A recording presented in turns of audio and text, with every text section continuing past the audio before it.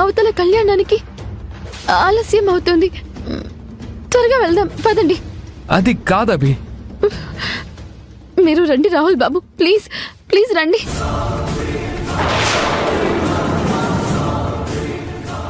Please మా నాన్నని ఏం చేయొద్దు. నేనేం చెప్పను.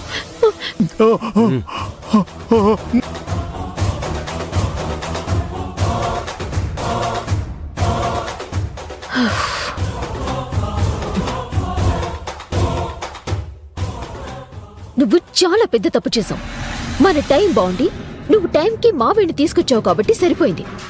లేదంటే అభి రాహుల్కి నిజం చెప్పేసేది. ఆ గొడవలో రాహుల్ నీ మొహం చూసేసినా అందరం ఇరుక్కునేవాళ్ళం. ఇంతవరకు నేను మంచిదాన్ని అనుకున్న మావయ్యకి ఇవాళ నిజం తెలిసిపోయింది.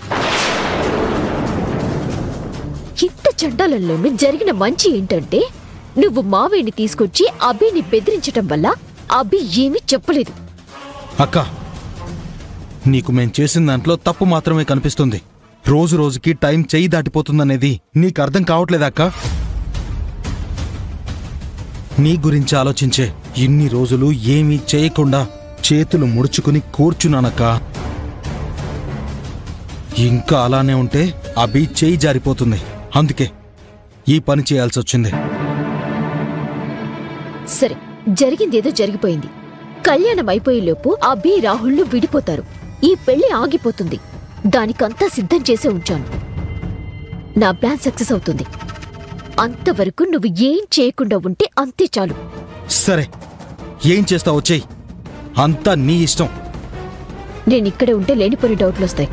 ఒకవేళ అభి అక్కడ నోరు జారినా జారొచ్చు. అందుకే నేను వెళ్ళి వాళ్ళ నాన్న మన చేతిలో ఉన్నాడనే విషయం హెచ్చరిస్తాను. నువ్వు జాగ్రత్త.